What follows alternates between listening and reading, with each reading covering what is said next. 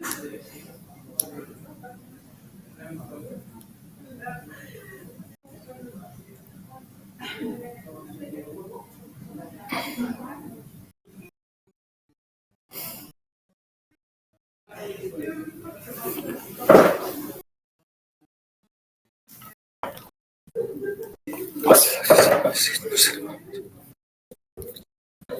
الله الرحمن الرحيم.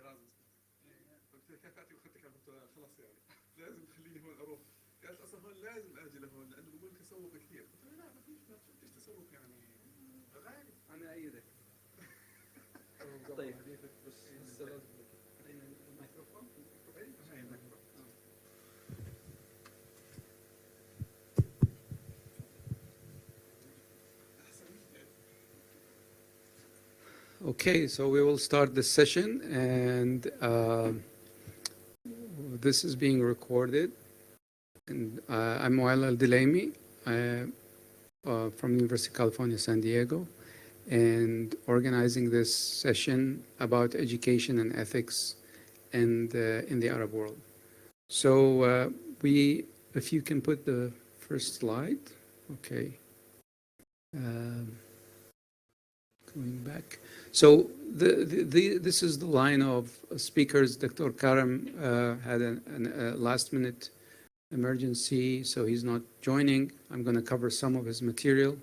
Dr. Omar Khabour is online, and we have Dr. Qusay Al-Balas with us here, and Tabriz Ibrahim as well.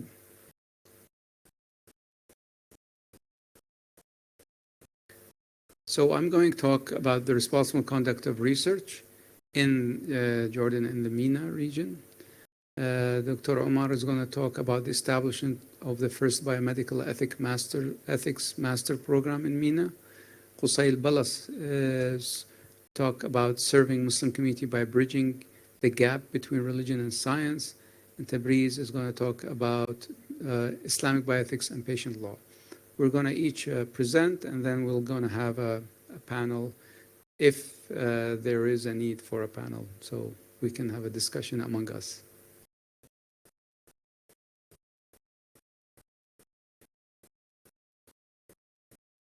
So what is responsible conduct of research? It is defined as the practice of scientific investigation with integrity. And it involves awareness and application of established professional norms and ethical principles in the performance of all activities related to scientific research. Bioethics is a little bit different because it's dealing with moral problems arising in the practice of medicine. Research misconduct involves three components, which is fabrication, falsification, or plagiarism. So that is the things we want to avoid by responsible conduct of research, these three components. And this can be at any stage of the research that these could happen. So I'm going to talk about the Fogarty International Center Bioethics Education Program, which is part of the National Institute of Health. The center is funding more than 30 programs in low and middle income countries to spread research ethics globally. It focuses on courses for skill development, mentoring activities, research, or practical experiences as part of that training. These are the main components of RCR, Responsible Conduct Research Training requirements by the NIH. Research misconduct training about not to do it, but preventing it, data management, scientific rigor, authorship, peer review, conflict of interest, mentorship, collaborative science, biosafety, and animal ethics. So why is ethics important, and why is it relevant to research? It's to promote moral and social values. This is according to David Resnick in a very nice essay he had. The promotion of truth and adherence to international norms, which increase opportunities for international funding and collaboration. Promoting values of collaborative work with the country that leads to more productivity. Researchers are accountable to the funds from the funders and build public support for research as a result of trusting research. So when we have these components in ethics and research, productivity will increase, people will support it, funders will trust it, and so on.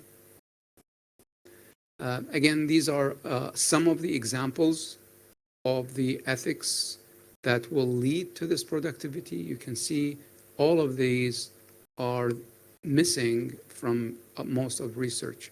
But if one follows this in terms of openness, transparency, confidentiality, integrity, respect, social responsibility, all of these form what is ethical research conduct. You can see here, for example, this is Nature Journal Health Sciences Index. They created this index based on the important publications that are published in good journals, high-ranking journals, by country, and divided by the number of researchers. So it is not, more researchers. These are per capita or per institution, per research. We can see that the Arab region is really behind. Saudi Arabia is about, this index is a 10, and then it goes back to 0.55. So way behind. For example, Turkey, Israel is way ahead. So there is a need for much more productivity, and this productivity can be only done with proper ethical conduct. This is our program, and very multidisciplinary. So I'm public health. Dr. Karim is a pharmacist. Dr. Omar is in applied sciences, and Kenneth Goodman is a philosopher. And our coordinator is Sana Jabir. So in the first cycle, we had focused on fellowship training, and this was chosen to be in Jordan because it's politically stable, well-established pharmaceutical industrial sector, so they needed that. There's high rate of non-chemical diseases like smoking and obesity, high research capacity of people who are trained in the US, and the Jordan University of Science Technology just is one of the higher-ranking journals and higher-ranking universities in the region. So that's why we chose Jordan. The aim of the program was build capacity of individuals, build institutional capacity, regional capacity, and create research ethics case study database. And this is, the map is not very clear, but this is showing the kind of, let me see if this works. The light, nope. There's no light here. Okay, so we have all of these countries in the region represented in our program, and all of the activities you can see. There are workshops, conferences, mostly, of course, Jordan is the hub, but all of these countries, we have had representation and workshops and researchers be involved. So we have a good coverage of 12 countries and 25 institutions with 118 fellows graduated from the program. What we had innovation is we had blended. This was before COVID, so now everybody does online. Previously, it wasn't the norm. So we had this kind of virtual training plus in-person. We developed the language, Arabic language curriculum, which is the first in this area, very multidisciplinary and addressing non-chemical diseases. We established the Arab Academy for Responsible Conduct of Research, and the graduating fellows have become leaders in their field, and we have the annual conference. The fellowship was 16 units, mostly junior, but also associate professors, covered areas of methods, clinical trials, moral theories, and all of the other aspects. These are the 4 cohorts that graduated from the fellowship, and we're in connection with most of them. And I want to see, where is Dr. Qusay Balas? Top left, there you are. Okay, yes, yes. And then the next cycle came the masters, and here are our students, the first cohort. We're very happy about them graduating, and we have here our 4. Where is number 4? Missing. So we're really kind of looking forward to having them lead in this region after they graduate. This is part of a promotion table, the annual Jordan Medical Conference that was held last year, or 2 years ago now. This is the new cohort that just joined, that we are going to have, and the instructors. So Dr. Omar will talk about the Arabic RCR modules in his talk later after me. And we have trained about 4,000 researchers from the region through workshops, summer courses, and so on. So these are some of the workshops in Tunisia, in Egypt, in Morocco, and we had also trained the trainers programs where we are training people who will become leaders as RCR fellows. We also have had 8 conferences, including one in Yemen and one in Sudan. The one in Yemen was virtual. The Sudan was in person just before the civil war broke out there. And this is the conference in Sudan, very well attended. And this is in Sudan, in Yemen, virtual and hybrid. So there were people in person, and some of us were online. So these 8 conferences, each time cover a different topic. For example, the 3rd one was on publishing and authoring. The 5th one was on research ethics in emergencies, the predatory journals, and so on. So each time we tackle a topic for these conferences. We also have now the Moroccan Association of Research Ethics, established by one of our fellows, Nada Al-Qadmiri. So we're expanding also in terms of capacity building. These are some of the topics of our webinars in terms of that we provided, and we have people who come and speak from the US as well through these webinars. We've, so far from our program, 73 publications relevant to ethics, covering many areas, and they're in very good journals. So these are the journals. Journal of Empirical Research, Human Research Ethics is the leading one that we publish the most. We had articles in Nature. Science Engineering Ethics is a very important journal as well, and all of these journals we have published from our fellows. Other activities, translation of the website, that is a UCSD website on research ethics. We translated that into Arabic. We have 300 research ethics case studies. The Arab Academy, we have the Jordanian Young Achievers Award awarded to one of our fellows.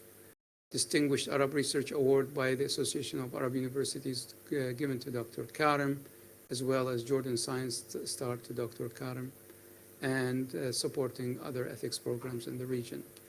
The Arab Academy is just established, and the aim is to educate about the responsible conduct of research in the Arab region. It is now affiliated with the Society of Advancement of Science and Technology in the Arab World, SASTA, as the umbrella. It will have its own entity in the near future. We have 120 members from 13 countries. They're the fellows, and our students will also be part of that. So there are 2-tier membership: fellows, those who are included because of their specific training in ethics, and then there are members who are people who are interested in being part of that.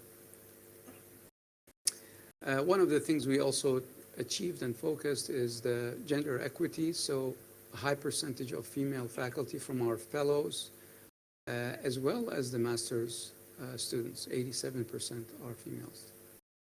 So what are the lessons learned? The program has made a paradigm shift in the understanding of ethics, because now there's a lot of awareness. Institutions are respecting this much more than previously. They just thought this is the ethics committee and that's it. So there was a lot of misunderstanding about responsible conduct of research.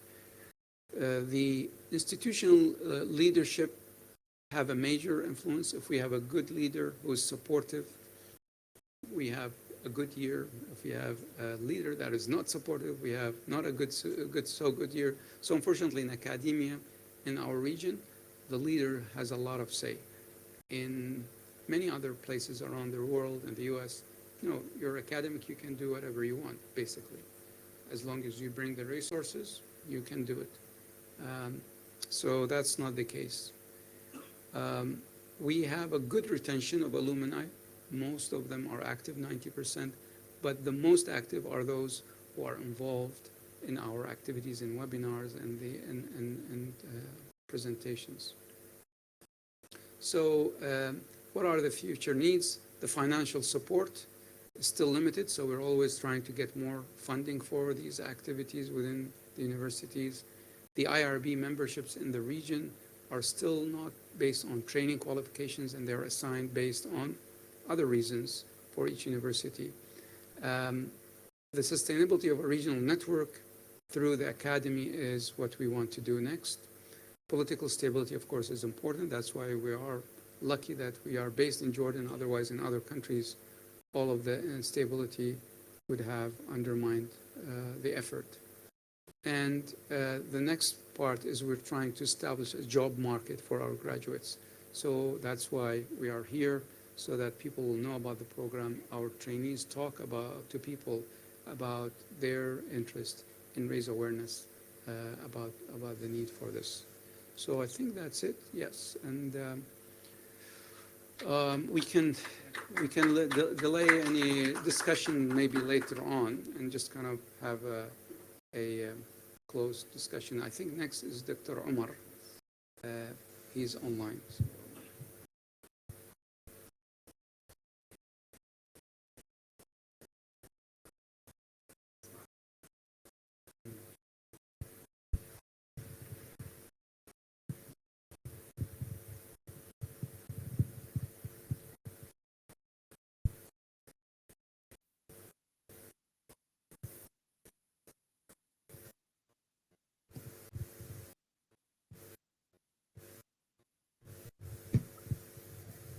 Assalamu alaikum. Can you hear me? Yes, please. Can you see my presentation also? Yeah, please expand it. I think you need to share the slides themselves, not the screen, to see the full screen. Yeah.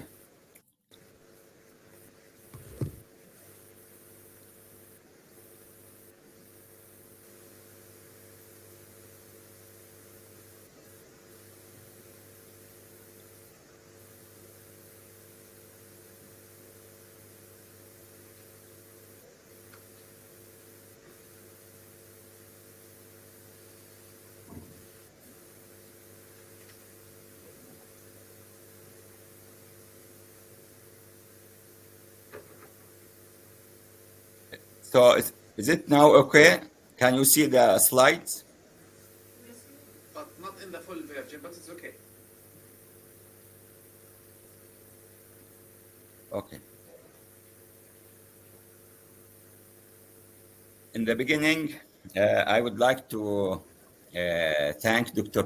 Wael Adlami for suggesting and organizing this symposium.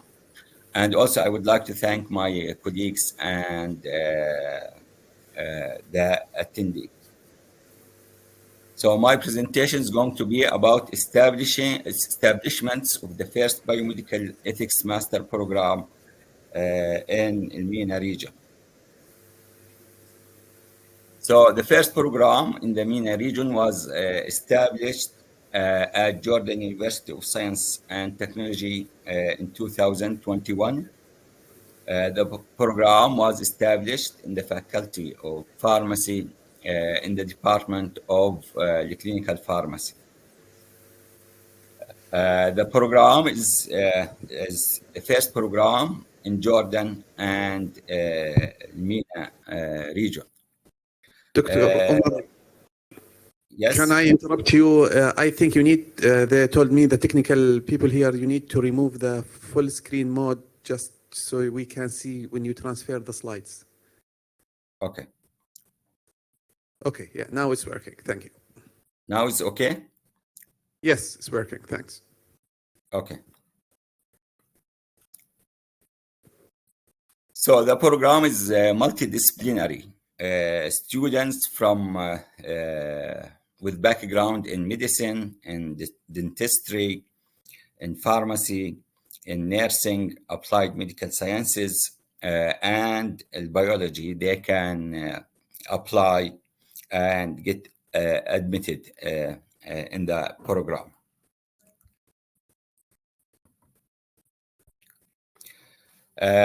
Program requirements, the general program requirements are having a bachelor degree in health-related fields or biology. The GPA should be of good or above. And also, there's English requirements because teaching and instructions are in English language. So there's a requirements of a TOEFL IBT score of 90 or more, or an IELTS score of 6.5 or more.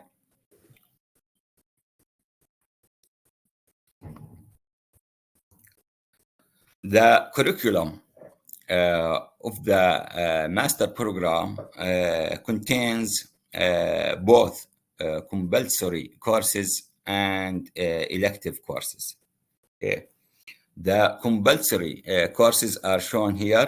They include research ethics, the foundation of bioethics, empirical research methods, the clinical trials and ethics in pharmacy, biostatistics, the skills developments and the teaching methods, the critical thinking and the analysis, a practicum and a seminar. So I would like to highlight here that we have a practicum. The practicum involves research projects for graduation by the students. The topic of the project should be related to bioethics and also should be approved by a committee that formed for that purpose. In general, students are matched with at least two mentors to work with them to complete the practicum. Expectation from the practicum is a manuscript for publications in international peer-reviewed journals, or establishing a new guideline or a new policy that can be implemented. Here, this table shows the list of elective courses. Elective courses include ethics in genomics research and clinical practice, pediatric bioethics, Islamic bioethics, the ethics of biomedical technologies, the neuroethics and the mental health, law and the bioethics, public health ethics, reproductive ethics, bioinformatics, and the e-health ethics. Students are required to take 8 courses from this list. And as you can see here, we have plenty of elective courses, okay, from, let's say, from different disciplines. So now in the program, we have 2 waves of the students. So the first wave was admitted in 2021. It includes a student from Sudan, a student from Syria, a student from Iraq, and 6 students from Jordan.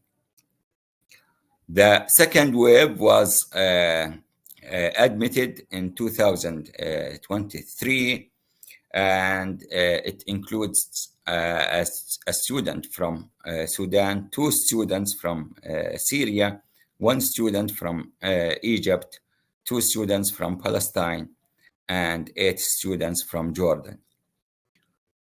So it is clear from the waves that our program is gaining popularity in the region, as seen here by the increase in the number of students from outside Jordan.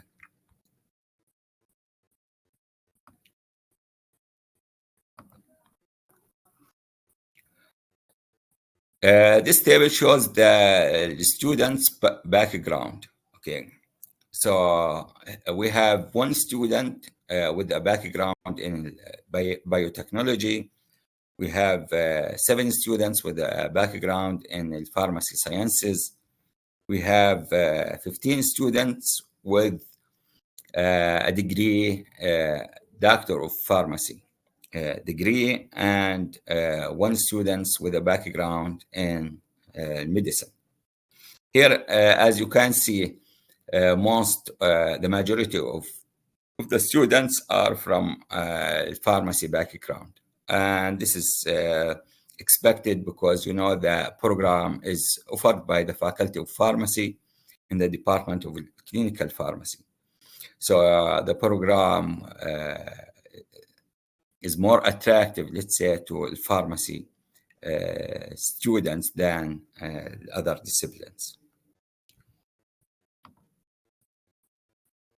So I'm gonna here talk about some of the challenges that face the program, and Dr. Wael Dlami, he talked about some of these challenges. So our program is face-to-face and requires full presence of the students. And in this case, students from outside of Jordan, they need to cover, in addition to the university tuition fee, they need to cover living expenses. Okay, and this is a challenge because the study in Jordan also tuition fee is expensive also. So this is a challenge. In our program, we offer scholarships for the students that cover tuition fee, but not living expenses. So even with that,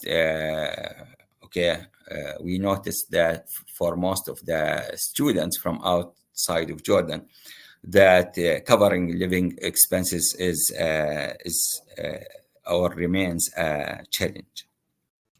So in 2022, we experienced a change in postgraduate studies regulation in Jordanian universities. Okay, the Ministry of Higher Education changed the regulation. The maximum number of credit hours per semester was reduced from 14 to 9 credit hours. So our program duration is extended to 2 full years instead of 1.5 year as planned with the initiation or with the establishment of the program. A third challenge is PhD opportunities.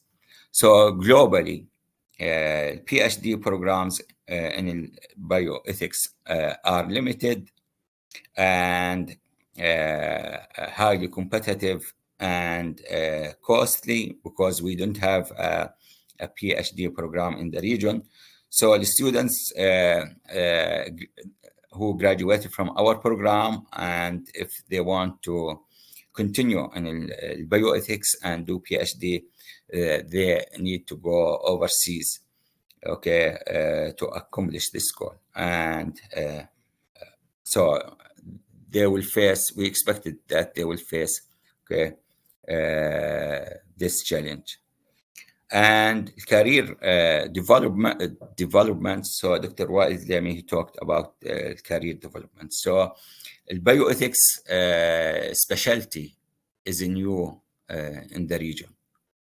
And so graduates, they might face a challenge finding a job that fits their specialty.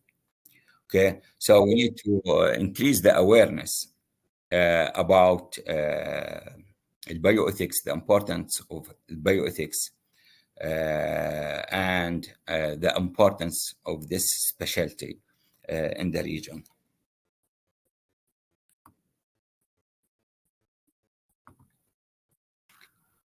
In general, job opportunities of the program graduates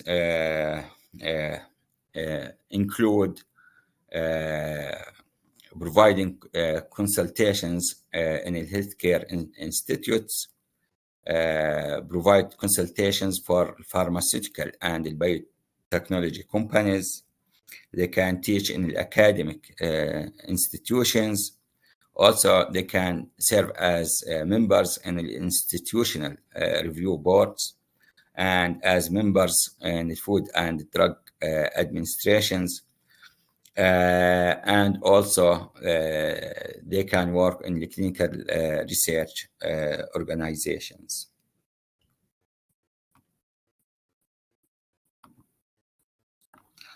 Finally, I would like to talk about something else that's not related to the master program. So in the RCR education program in Jordan, we have developed 13 RCR training modules in the Arabic language.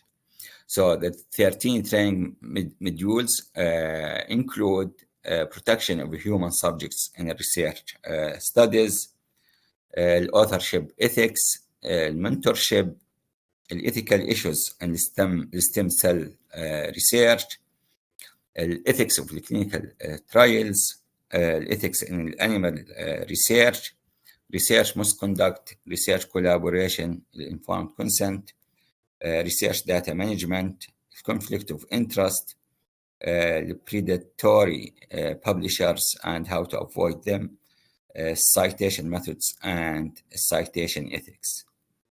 So these training modules are available at www.just.edu.jo. It takes 2 to 3 hours to complete each course. So they are similar to the city courses that offered in the Western countries. The courses are free of charge. Okay, and a certificate from Just issued upon passing the required quizzes. Okay, students are required to score 60% in the quizzes in order to pass. By the end of 2023, about 3,400 participants have been registered in these courses, and more than 2,000 students completed a training training module, and they got certified in that module. So and that's it. Thank you.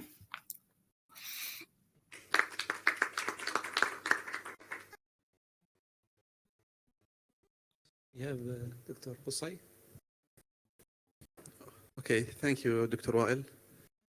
Thanks for giving this opportunity. I think there's like the remote. Yes, please.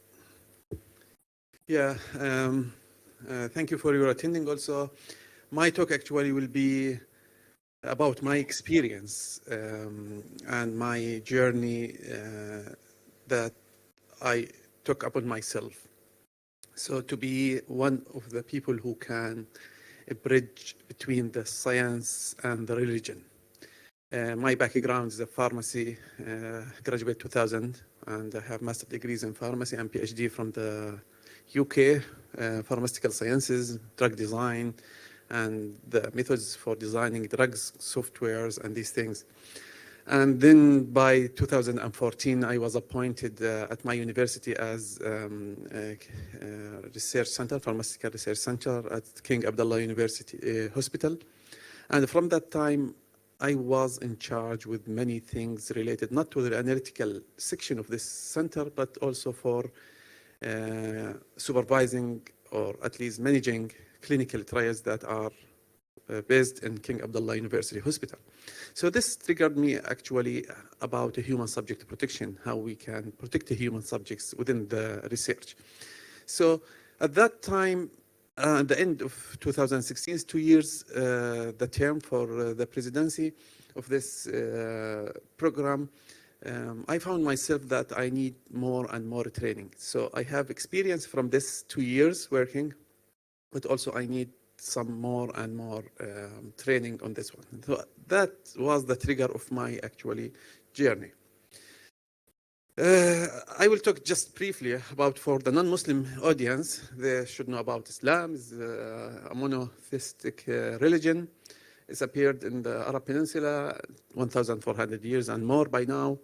And also we have Prophet Muhammad who revealed the revelation, and then he gave us the Islam teachings by Quran and Sunnah. He was at the age of 40, which we consider as a maturation age for men, and he died at 63. Quran is the God word revealed to him, and he also have added the Sunnah, which is the teachings, the acts of Prophet Muhammad.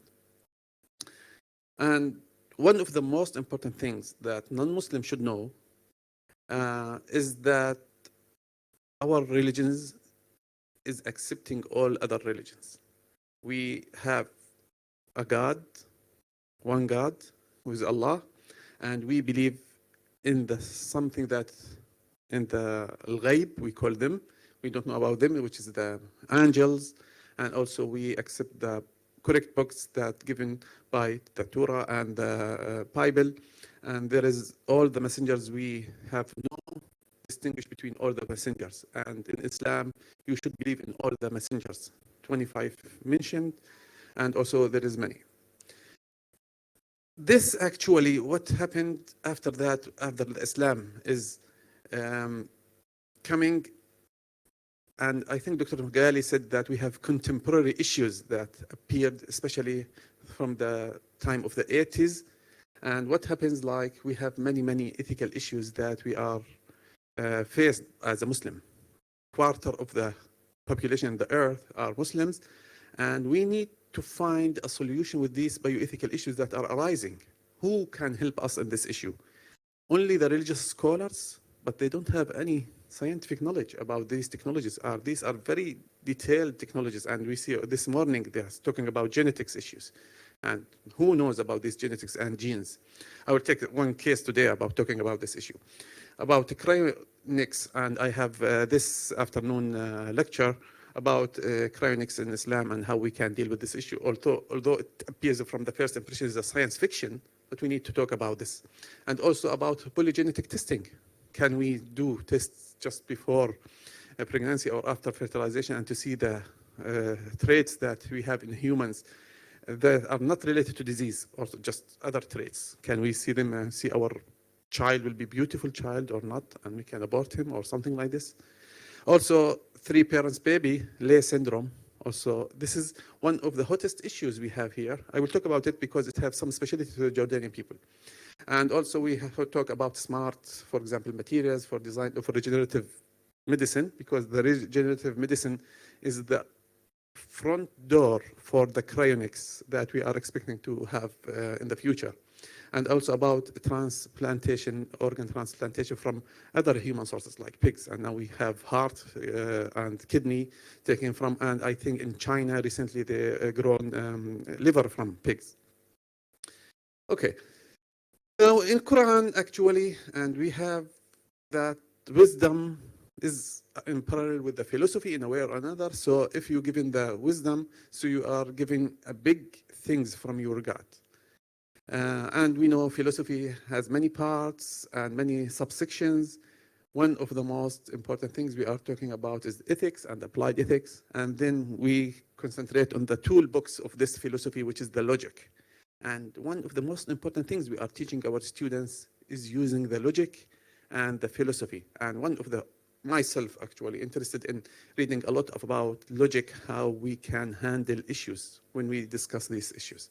Also, we have Abu Nawas, is a very famous poet, and he's saying that if you claim that you are a philosopher, just bear in mind that what you know is very, very little. So you know something, but there's a lot of things you don't know about this. So it's a big, huge field, so that we know. My role model actually in logic is Averroes Ibn Rushd, and he was in Andalus, Spain now, and he's one of the best ever logic people that they are cited in the science. And you can, one of the citations we have that said that no one who has come after him to this our time, I was talking about Aristotle, and that's close to 1,500 years from that time, no one come with him, and nothing or very little is added from logic to what was done by Averroes Ibn Rushd. Okay, so now one of his important books is the incoherence of the incoherence, تهافت التهافت, which comes after the book from Al-Ghazali, which is تهافت الفلاسفة, the incoherence of philosophers.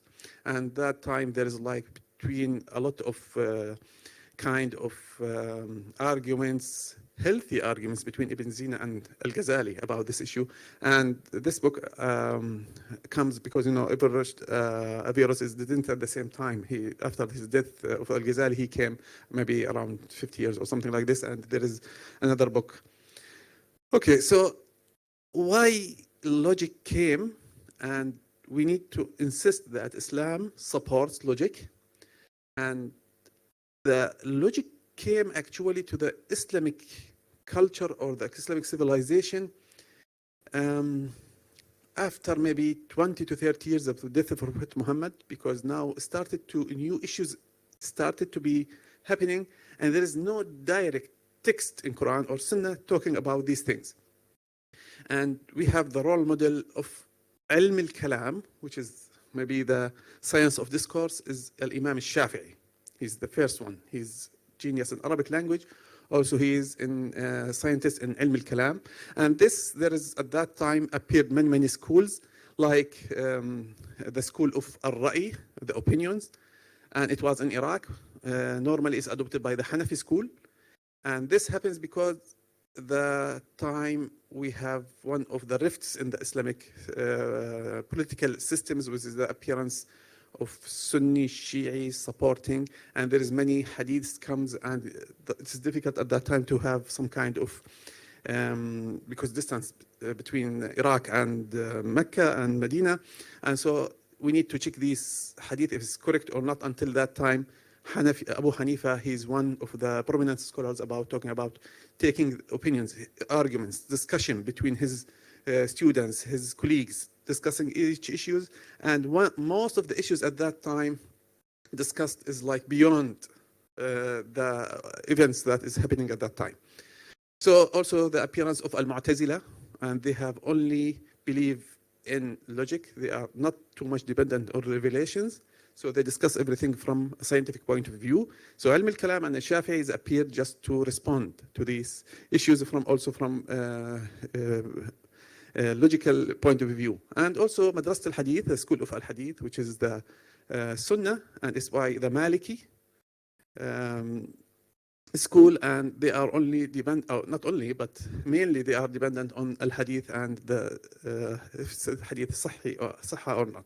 I'm talking about these religious issues because one of the things I did in my career after having my PhD is I did Sharia studies, fiqh and usul al-fiqh, and this was just to support myself and to give me at least satisfaction and authority at least to talk about Islamic issues, because I cannot talk about Islamic and fiqh without any study about this issue. So so that's what I studied. I will talk about this later.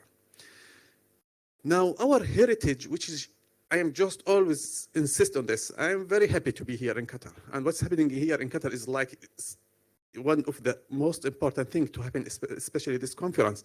They are talking about how the Muslims before participated in culture, civilization, and I think we have now a resurgence again that we are, as a Muslim, we have a lot of scientists, we have a lot of topics that we can participate and help in the population. Not only the secular view, not the other religions view, also we are, as a Muslims, we can find a lot of things. Ibn Maskawayh, in his book, Tahdhib al-Akhlaq, one of the best ever books in the ethics and in general, and also in medical ethics. And we know also many like Ibn Sina or something like this.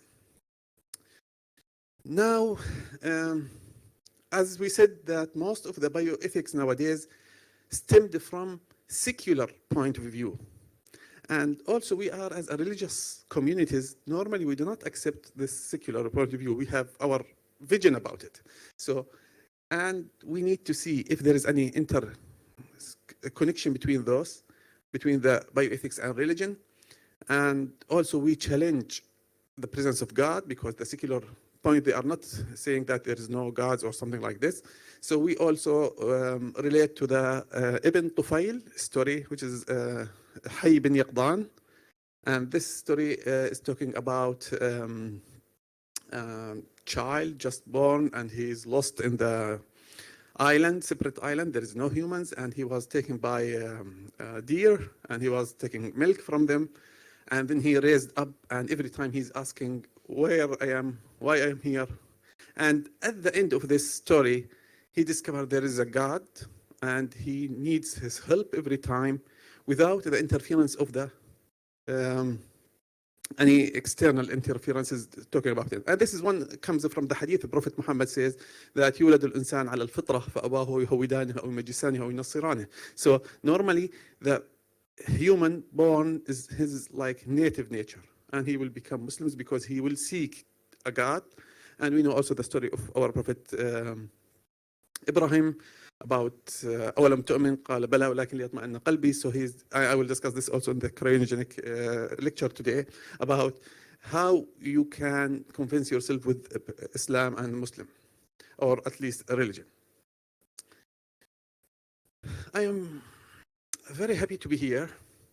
Very sad about my country, because Jordan was the first ever Arabic country started its regulation in the MENA region by establishing the regulations of clinical studies. We are the first country. We have the Jordan FDA approved, FDA organization. At 2001, we enacted and established all these rules. At that time, none of the Arabic countries conducting clinical research officially. But unfortunately, maybe some kind of financial, or maybe, I don't know, because it's politics, I will not talk too much about my country. So we couldn't manage to be in the fore, actually. So there is many delays come, and many other countries now maybe have more funds or something like this. They are exceeding us in this way, but still we have very good position at that position. We have one of the best clinical research studies and human subject research in the country. We have more than 7 or 8, I think, centers.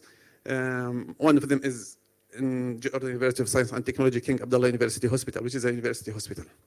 At that time, can Jordan at that time support clinical studies from ethics point of view? Because we know most of the ethics committees are coming from medical background. He is a physician. He finished his study in UK, US, Canada, whatever, Europe. And he comes back, he has some background about these things, and he gives his opinion about the studies and they are ethical or not, but without any official training at that time. And now we have up to more than maybe 17 IRB committees, and Dr. Wael said also most of them are they fully trained, are proficient, are they competent for doing this work? So we have certain gaps actually in the members training. So I took this challenge and I started to find where can I start and how to build my capacity on this issue. And it's a personal role. And that's why I'm encouraging people here, students, you need to spend a lot of efforts until you start your work.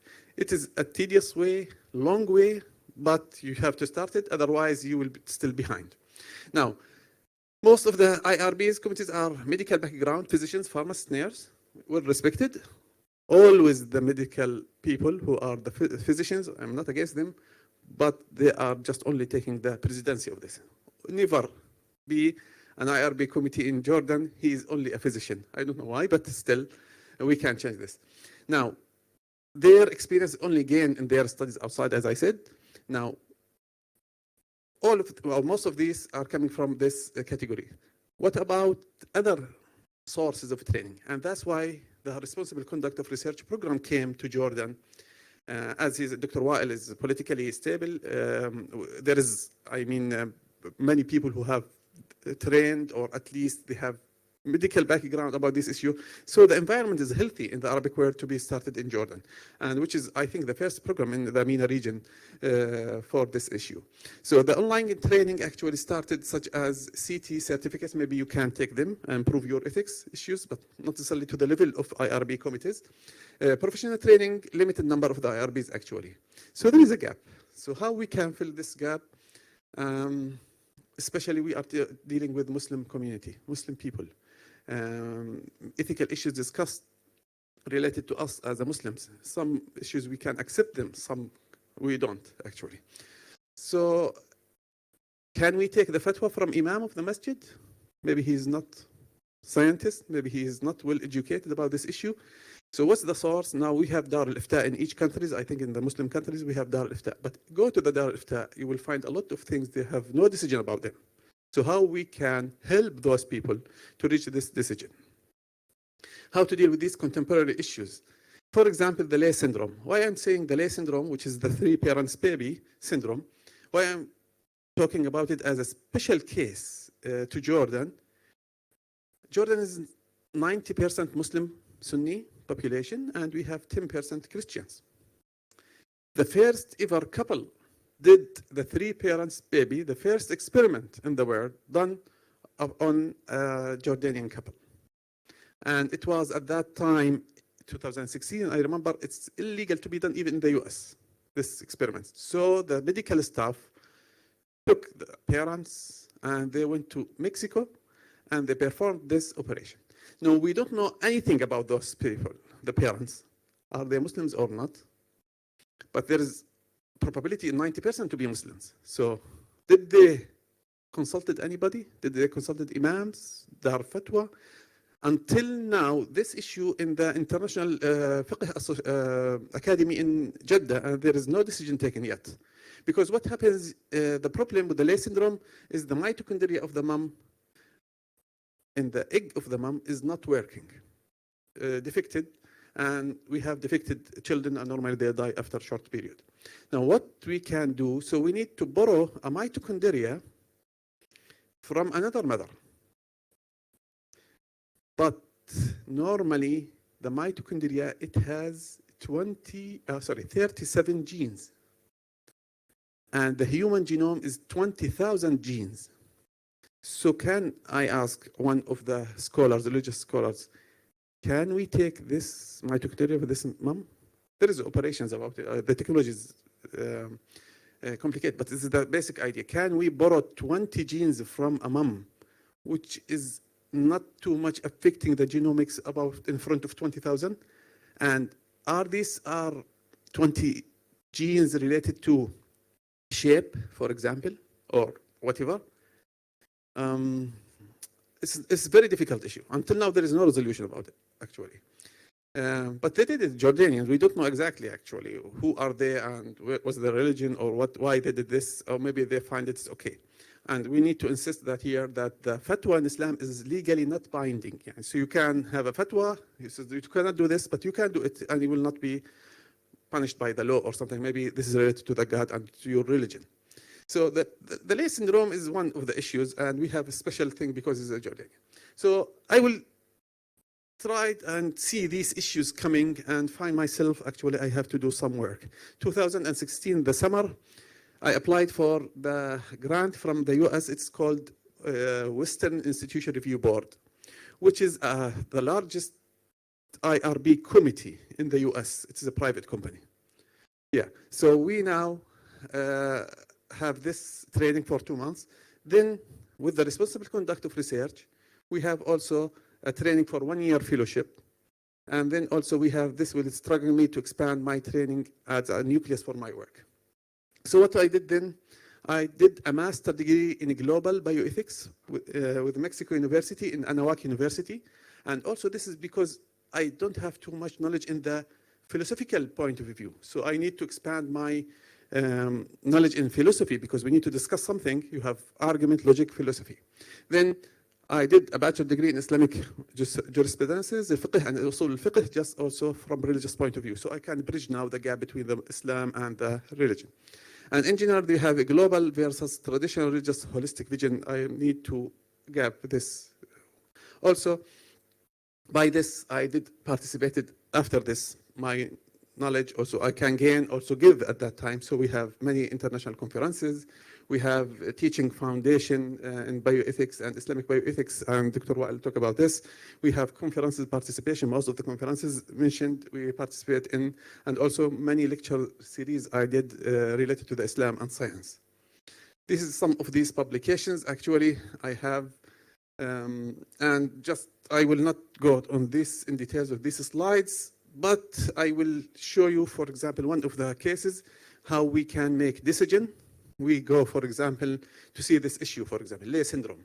Is it related in Quran or not? If not, we go to the Sunnah. We cannot find this in Quran and Sunnah. We go to other issues related, for example, now to ijtihad. Al-ijtihad also, they have many, many issues under it. So you can start with, for example, qiyas.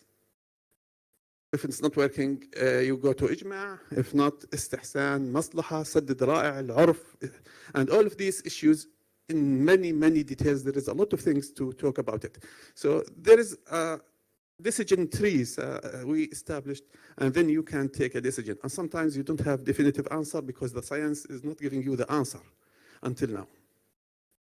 And also this is one of the other publications talking about how the decision tree is taking, and it's very complex because we are dealing with al-qasd, al-yaqeen, al-darar, al-darura, and al-'urf. Also we have the social dimension about it. This is the principlism, and this is our Islamic principles, and each one, how the principlism is the secular view, and how we can respond to them from Islamic point of view. And there's many details actually about this issue. Just I need to see that we have some, we agree with many of the secular issues, but still we have some conservative issues related to our Muslim community. These are the Islamic Bioethics Institution. They are taking decisions, and the most important, I think, or the most common, Dr. Ghali talked about this issue, but the International Fiqh Academy in Jeddah, actually every year they meet and they take these decisions. There is like discussions, papers, scientific, and then there is ijma'. All the scholars take this one. And thank you very much. Sorry for taking a long time. Okay, Dr. Tabriz Ibrahim.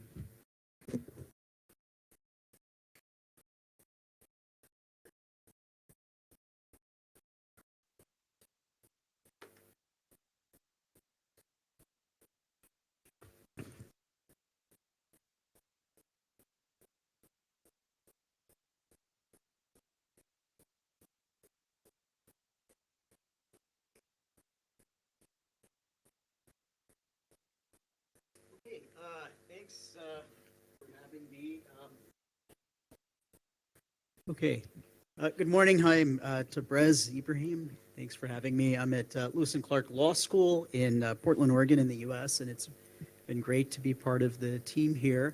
And so I'm going to talk about the Islamic vision of patent law, talk very briefly about what patents are, and how it ties to bioethics.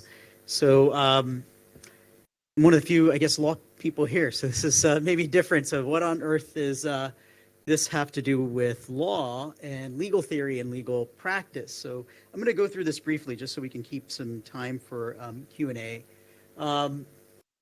Okay, we'll play a quick video. Can this be played by the folks back there? I think we downloaded this. If it works, great. And I'll try to bring this back into the bioethics aspect of it. But video is about innovation, which is about new products and services.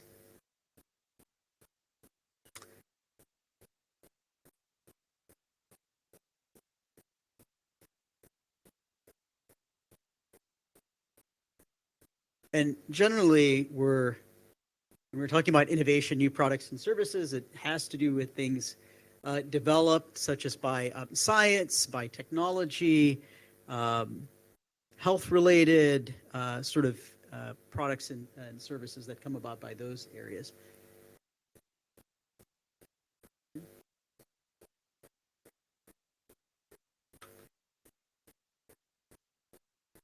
If it doesn't work, that's okay, but no, it's not working? Or it's not. Okay, no problem. All right, this is just to get us sort of started on this. On the right is a patent application, and on the left is this sort of thing that's been floating around the internet. You know, if you go to a mosque, and those folks that are unable to sit, you know, there's usually these chairs, but they have these folding chairs now, which is kind of neat. And so I bring that in to talk about innovative type things, right? And innovative activities, particularly that come out of research, and as it relates to this topic, really research dealing with biology, biological materials, pharmaceuticals, medical technology, chemistry, and the like. Why this is important, I think the earlier folks on the panel talked about the ethical aspects, and theoretically, one of the areas I'm really interested in is this potential tension from an Islamic perspective with economics and sort of business and commercial activities on one side, and on the other side, ethical principles. And there is some overlap, but the ethical part is particularly important in this region, as there's many countries, particularly in the Gulf, that are going through economic development and innovation and growth. I've highlighted a few of the countries that have really, they're the Gulf countries that have really talked about how to grow. And I should also add Kuwait there, which is there as well. But Kuwait, Saudi Arabia, Oman, Bahrain, UAE, Qatar, these are countries that are hoping to go up on this innovation index. By up meaning on this axis, this scale, on the y-axis, this global innovation index, and on the x-axis, GDP per person. So the idea is they want to go up this curve up and to the right. And as they're going through this sort of economic development, the question is, are there ethical considerations? And so this is where it brings up some of the questions that are interesting from an ethics and law standpoint. There's, as Qusay mentioned, that you know, there's these interpretations from Islamic perspective that he has studied, and it goes back to prophetic traditions, jurisprudential differences in various schools of thought, and legal theorists have looked at this set of questions, which is on the left, between ethical and legal trade-offs. And so when there's these new situations that come up, such as some of the mention about new biotechnological innovations, there's sometimes conflicting principles between moral aspects and legal solutions. And these are the ethical considerations that relate to the responsible conduct of research and training of students and others in this field. Okay, so from the legal lens, I'm interested particularly in the area of intellectual property law, specifically patent law. And so this is sort of the framing of how I've approached a lot of the legal questions. Property is mentioned throughout Islamic law, Islamic sources of law, and intellectual property is a new area, particularly dealing with innovations in creations of the mind. We call this intangible property, and I focus on one area, patent law. And in patent law, some of the central tensions, the questions related to setting up a legal system is on one side dealing with incentives that provide the ability to create and own private property, and on the other side, the imbalances that may be created, such as with distribution, access, and social justice. So a conceptual way of thinking about this is imagine having a legal system where you have the right to own something in your own fence. When you start building many fences and it blocks others, although it motivates you to have ownership, the trade-off is that it may cause pricing impact, because the parties that can build the fence, they can charge higher prices, and it makes it difficult to access innovations. Okay, so this is again the sort of spectrum here on the right side: private property, commerce, and incentives. Really, you think about Gulf countries that are developing, particularly here, and really advancing some really nice job growth and great facilities and infrastructure. How does that potentially conflict with access, like pricing, justice, and distribution in society? Okay, and so there's a lot of questions that come up. These are some more theoretical legal questions, and one of them is ethics. Right? And so this is the framing of where ethics fits in. And generally, when this is talked about in my field in patent law, it's about patenting of life, as it's called.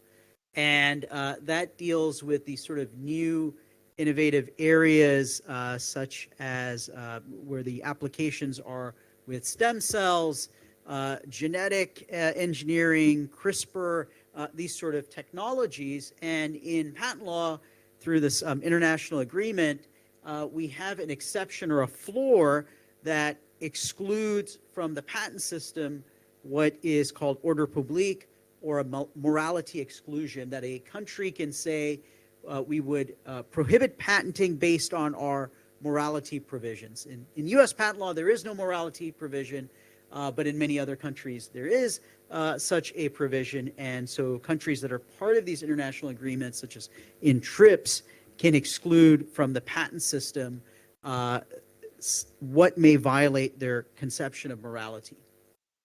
Okay, so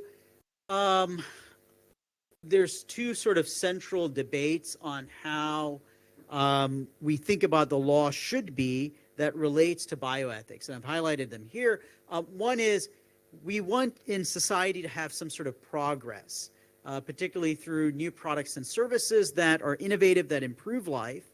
And on the right, when there's differing views of ethics and morality that cause restrictions on what that progress can be. Some of the other bullet points relate to other areas of intellectual property, particularly patent law, that I'm not going to go into right now, and leave for questions if anybody has. Okay, so how does this relate to my colleagues here and what is going on with the Jordan University of Science and Technology and the responsible conduct of research? So my goal in participating is to help inform students and researchers about the legal aspects, particularly patent law, as well as some mention was made about jobs and helping students get jobs in these fields that are developing and hiring for. And in my area of patent law, often those that are trained in the sciences and engineering and medicine can end up in patent law, and often many do, particularly in the U.S. So a couple of questions is, how do we promote an Islamic sound patent system, particularly those that come from scientific, medical, pharmacy, and technological engineering backgrounds, that this is important, particularly in countries with Islamic legal systems such as here and in Jordan. And then in terms of the training, is there some aspect of bioethics, of patentability, of inventions that should be provided to students, researchers that are going through this sort of training program?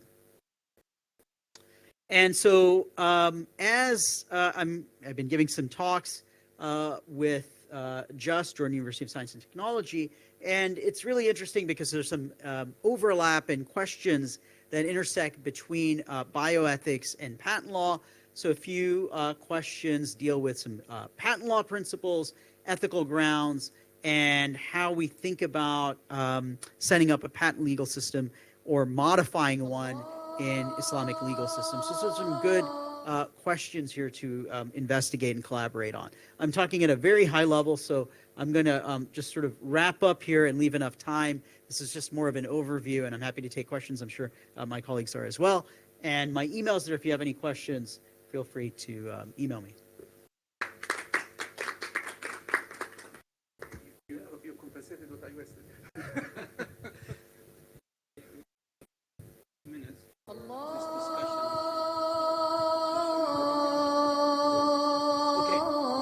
Oh, the video is working. This is just something fun. I wanted to have people think about innovative activities and relating to religion in some way.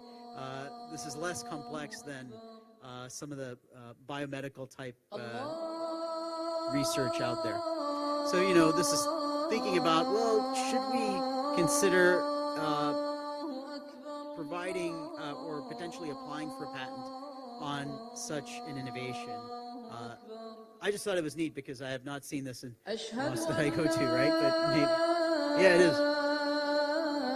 So anyways, I saw this floating around and I thought it'd be fun to show it, particularly at this conference. Thank you. Yeah. A few more minutes. We can sit here and have a discussion among ourselves. We're all familiar with each other. We have two guests, so we'll give the priority to our guests. We wanted from this panel to... Mike, Doctor. Okay, sorry. We wanted from this panel to first raise awareness about this program in this region, and second, see how can we make this mainstream, because our students are always thinking, okay, what next? I have a master's in bioethics, and unless we have the appreciation by industry, by academia, by the people that were mentioned by Dr. Omar, then we will never move ahead, because then people don't feel there's a need. So let's kind of bring it to us and then see others. What do you think, Dr. Qusay? What is the thing that will move this wheel of understanding of ethics? Yeah, as you said, Dr. Wael, normally these things related to, you know, the responsible people who are in the high positions. And actually we, as an academics, we should conduct some certain meetings with the people who are responsible for the regulations. You know, for example, now how we can, for example, make sure that the IRB committees are working professionally and in a right way. So you should recruit some people who are very knowledgeable in the research ethics, the clinical research ethics, and those people normally should have an academic degrees, for example, or certain fellowships, as we are teaching our fellows.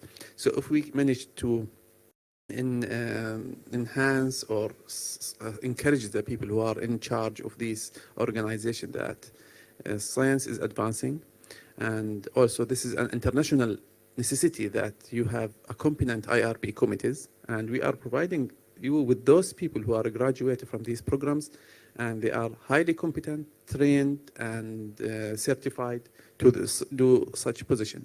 So I think there should be in the IRB committees as a consultant people, and also in the clinical research organizations that we have more than 6 or 7, I think. Also, they should be part of this. I think this is the highest priority. I'm thinking now that we need our students to be there. Well, I think where I could add is for those that are scientists and researchers that are inventing new kind of things to think about. where there may be ethical limitations. And this ties into technology transfer offices at universities and also hospitals and medical centers, or where there's these really kind of breakthrough innovations coming out.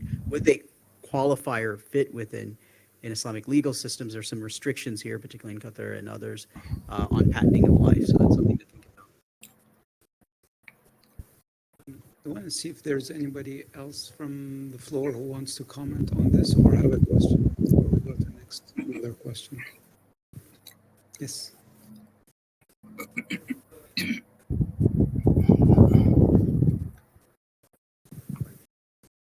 Hello. Yeah. My name is Dr. Ahmed Al-Naimi. I'm a clinical researcher in Qatar. I work in Primary Healthcare Corporation. I'm a member of the IRB for the last 6 years. So I've been working as an academic and professor in Iraq for the past 25 years of my life as a medical professor. The good news, I studied in Jordan University of Science and Technology. I had my master's degrees in the 90s, where the term ethics and responsible conduct of research, nobody heard about at that time. In fact, until I came to Qatar 6 or 7 years ago, I had no idea about this term. Ethics in research, responsible conduct of research, though I'm an epidemiologist and I did over 500 publications in research. So imagine somebody like me who's teaching others how to do research, has limited idea about responsible conduct of research. In Qatar, because of my job, I had to learn about this term, ethics in research, responsible conduct, and I don't know if the audience is already acquainted. We follow the American regulations in research in Qatar, so the Code of Federal Regulations.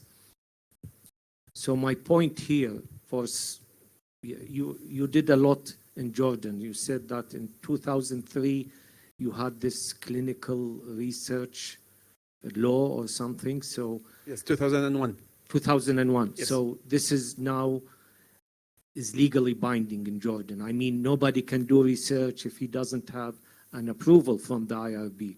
Sure. In Iraq, till now, I can dream of a research at night and wake up in the morning, prepare a questionnaire, send somebody, he will bring data, till now. So how can we enforce this kind of thinking? I mean, should we start from the bottom? We preach about ethics and the needs for rules and regulations, or it's better to start from the top?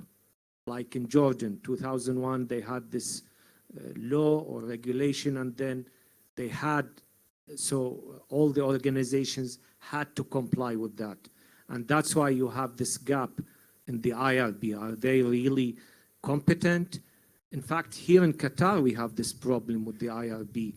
So people like me are more concerned about the science and the robustness of the research work. I have good knowledge about ethics, so I managed to do that.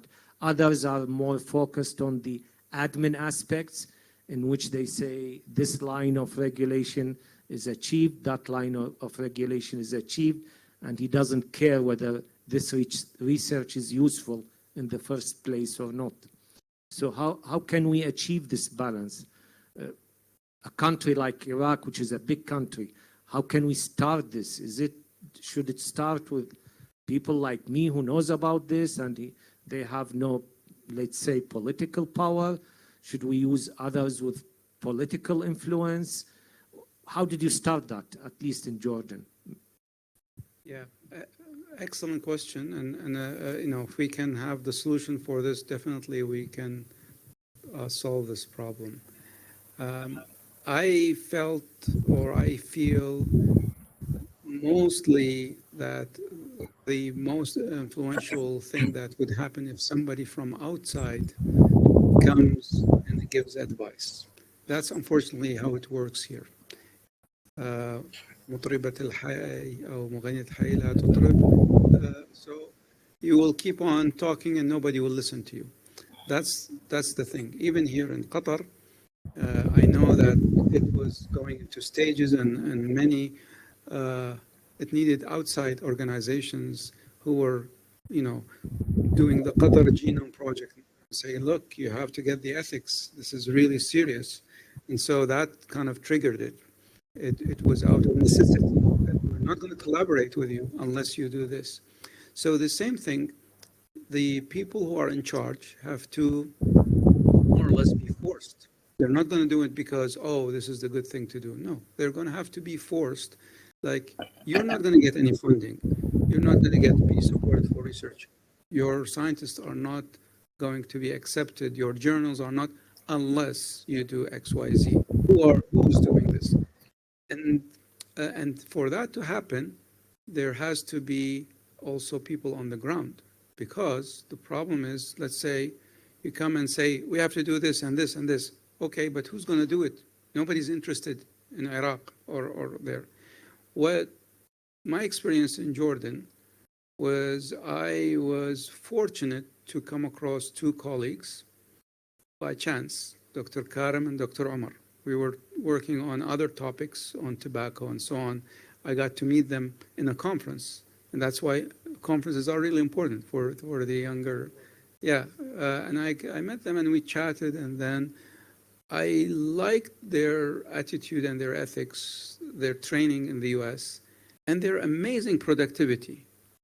Like, they are really leading the publications and the journals and so on.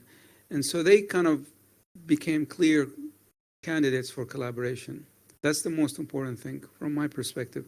Then I began looking for opportunities for funding, because you can't do anything without funding, period. Don't think that somebody is going to do anything without money. So when we got the funding, not the first time, I applied twice until I got it. Nobody in the reviewers who knew Jordan like said, what's Jordan? Do they even have internet? That's kind of the reviewers. Honestly, they said, oh, do they have good internet?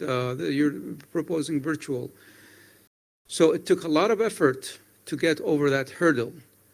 But once we got it, then everybody was amazed. Wow, look at the publication. We were probably one of the most, there are, as I said, about 30 programs over the years. 10 have ended. There are now 20 probably. We were probably one of the most productive. And so we got the renewal and that. And with that, we were able to propagate this. And I can tell you the hurdle is the internal politics within Jordan, not the out. So for example, how can you convince the people in charge of IRBs to only hire people who are trained? You cannot. This is the politics of Jordan. It's about, I'm in power, I'm going to bring somebody in power or empower this and that. So this is kind of like a small tribal mentality. Okay? And so that is a hurdle that is not from the regulations, the universities, everything have the proper things. Can you enforce it? Yes, you can. But you have to change the mindset of the people. So for Iraq, I think first there has to be a potential collaborator. Then there must be some kind of a champion, some university, some ministry, somebody who is going to be in a leadership position, who is going to support this. And then collaboration, seeking funding, then that could happen. But you could be that champion. So, I think Dr. Omar is with us. If he has any comments, he want to. I think Somebody wants to comment? we should work both. You hear me? Excellent. Any other questions from anyone? Can you hear me, Dr.? Hello, everyone. Thank you so much for being here. My name is Dr. Aisha Naeem, and I am Qatar University Ethical Compliance Specialist. And I'm so glad that I'm here. It's so nice to listen to this RCR series, especially in Arabic language. I have recently recently initiated this program at Qatar University, you know, but I'm not an Arab, and so I don't have this program in Arabic language. So my first question, probably you already said it, but I missed it. That is, this program, that RCR series and its all modules in Arabic language, is open to everyone in beyond Jordan? Yes. And is there a possibility that an institution collaborate with you guys and have these programs communicate to our investigators, researchers? Yes, as an institution, we go into an agreement, an institutional agreement. We had something with Saudi Arabia. As individuals, they can do it on their own. But yes, I'm happy to talk to you about it after. Yeah, that's really, really great. Second thing, this,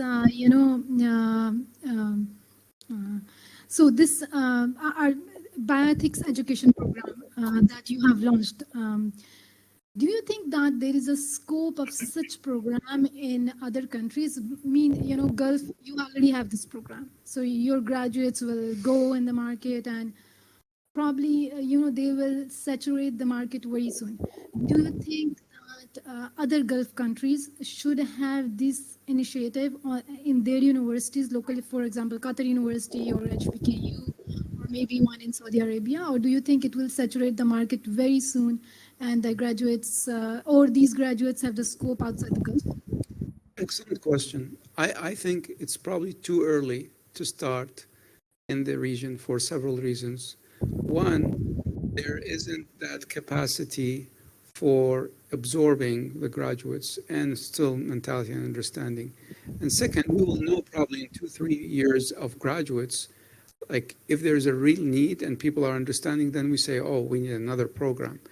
But, Saudi Arabia potentially, but I don't think they have that level of appreciation where people are going to enroll. I mean, it's one thing to find jobs, but one other thing is to have people enroll in the masters, right?